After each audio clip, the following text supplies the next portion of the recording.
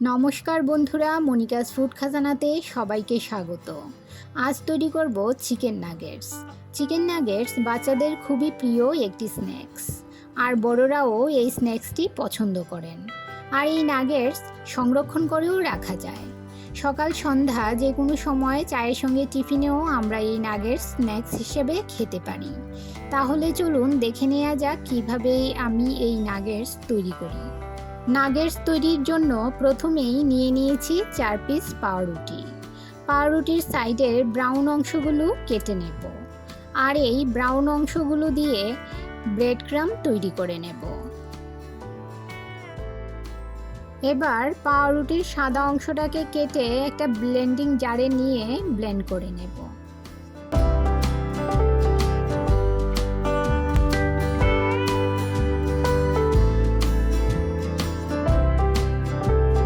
পাউরুটির গুঁড়োটা একটা প্লেটে তুলে নিলাম, আর নিয়ে নিলাম 500 গ্রাম বোনলেস চিকেন। এখানে আমি মুরগির বুকের মাংস নিয়েছি। মাংসগুলো ধুয়ে নিয়েছি ও মাংসে যে জল লেগেছিল সেটা শুকিয়ে নিয়েছি।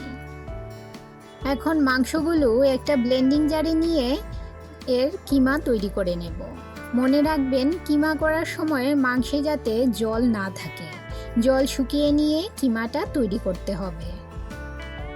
এবার মাংসের কিমাগুলো একটা বোলে নিয়ে নেব, আর এতে দিয়ে দেব পাউরুটির গুঁড়ো। 500 গ্রাম চিকেনের জন্য 4 পিস পাউরুটি নেবেন। যদি পাউরুটির পিস বড় হয় তাহলে 3টে পিস নিতে হবে। এখন এতে দিয়ে দেব 1 টেবিল চামচ আদা রসুন বাটা, হাফ চামচ গোলমরিচ গুঁড়ো, 1 চামচ লাল লঙ্কার গুঁড়ো, স্বাদ মতো নুন, 1 টেবিল চামচ টমেটো কেচাপ, হাফ চামচ সয়া সস, 1 টেবিল চামচ মেয়োনিজ। মেয়োনিজ নাগেটসগুলোকে ভেতর থেকে নরম ও জুসি রাখবে। যদি মেয়োনিজ না থাকে এর পরিবর্তে আপনারা বাটার অথবা রিফাইন্ড অয়েল ব্যবহার করতে পারেন। আর দিয়ে দিলাম 2 চামচ পরিমাণ লেবুর রস। লেবুর রসটা দিলে মাংসের মধ্যে যে মাংসের কাঁচা গন্ধ থাকে সেটা আর থাকবে না। এখন সমস্ত উপকরণগুলো আমি একসাথে ভালো করে মেখে নেব। আমার চ্যানেলে নতুন বন্ধু হয়ে থাকলে চ্যানেলটি সাবস্ক্রাইব করে পাশে থাকা বেল আইকনটি প্রেস করুন, আর নোটিফিকেশন অল করুন পরবর্তী ভিডিওর আপডেট পেতে। আর যারা ফেসবুক থেকে ভিডিওটি দেখছেন তারা ভিডিওটিতে একটা লাইক দিয়ে পেজটি ফলো করুন। এবার মাংসের মিশ্রণটা ঢাকা দিয়ে 30 মিনিটের জন্য রেস্টে রাখব। 30 মিনিট পর সামান্য কর্নফ্লাওয়ার দিয়ে আবারও মাংসের মিশ্রণটা ভালো করে মেখে নেব।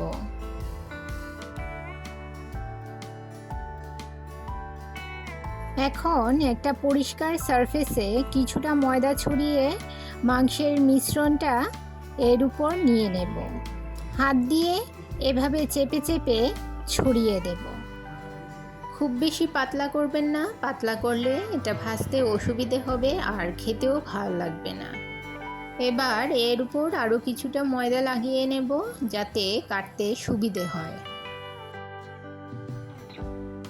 এখন একটা ছুরিতে কিছুটা তেল লাগিয়ে নাগেটস যেমন স্কোয়ার শেপের থাকে তেমন ছোট ছোট স্কোয়ার শেপে কেটে নেব।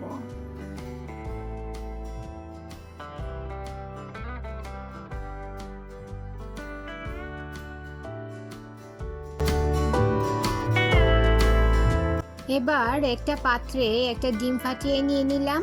তাতে দিয়ে দেব সামান্য পরিমাণ নুন ও সামান্য পরিমাণ গোলমরিচ গুঁড়ো। ডিমটা ভালো করে ফেটিয়ে নেব। আর নিয়ে নিলাম কিছুটা ময়দা ও ব্রেড ক্রাম। এবার একটা নাগেটসের পিস নিয়ে ময়দার মধ্যে কোট করে ডিমে ডিপ করে নেব ও ব্রেড ক্রামে কোট করে নেব। এই ব্রেড ক্রাম ঘরেই তৈরি করে নিয়েছি। আপনারা চাইলে দোকান থেকেও ব্রেড ক্রাম কিনে নিতে পারেন। এভাবে আমি সমস্ত নাগেটসের পিসগুলো ব্রেড ক্রামে কোট করে নেব। আর যদি সংরক্ষণ করতে চান তাহলে একটা এয়ারটাইট বক্সে ঢুকিয়ে ফ্রিজে রেখে সংরক্ষণ করতে পারবেন 2 থেকে 3 মাস। এবার গ্যাসের চুলায় কড়াই বসিয়ে তাতে বেশ খানিকটা রিফাইন্ড অয়েল গরম করে নিয়েছি। নাগেটসগুলো একে একে এতে দিয়ে দেব। মিডিয়াম ফ্লেমে ভালো করে নাগেটসগুলো এপিট ওপিট উল্টে পাল্টে ভেজে নেব। দেখুন কত সুন্দর একটা কালার চলে এসেছে। এবার সমস্ত নাগেটসগুলো তুলে নেব। খুব কম উপকরণে তৈরি করা যায় আর খেতেও ভীষণ সুস্বাদু হয় এই চিকেন নাগেটস। খুব সহজে বাড়িতেই তৈরি হয়ে গেল চিকেন নাগেটস। একটা নাগেটস নিয়ে আপনাদের ভেঙে দেখাচ্ছি। দেখুন একদম পারফেক্ট তৈরি হয়েছে, ভেতরে একদম সফট ও জুসি। রেসিপিটি আপনাদের কেমন লাগলো কমেন্ট করে জানাবেন, আর ভালো লাগলে একটা লাইক অবশ্যই করবেন। আপনার একটা লাইক পৌঁছে দিতে পারে আমার রেসিপি আরও বহু মানুষের কাছে। আজ এই পর্যন্তই। সবাই ভালো থাকবেন, সুস্থ থাকবেন।